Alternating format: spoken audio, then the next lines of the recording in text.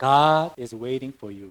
Imana ihora ikurindiriye. Yes, he knows that you are weakness. Intege nke zawe irazizi. He knows that you are wrongdoings. Imikorere mibi yawe. God already knows that you have the different weaknesses. Impamvu intege nke zitandukanye Imana irazikuziho. However, ariko when God sees you in front of him, igihe kureba imbere yayo, oh, you have come to me. iti noneho uragarutse. Don't worry. Ntugire impungenge. From now on, uhereye ubu, I will take the lead.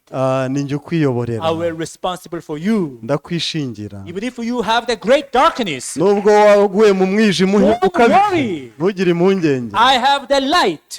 Mfite umucyo. This light will devour the darkness you have. Uyu mucyo wanjye uramira umwijima My light will enlighten you. Ubuzima bwanjye nibwo bukugenga. Your heart will no longer be under the darkness. Umutima wawe ntuzongera gushukwa n'umwijima. Hallelujah. Hallelujah.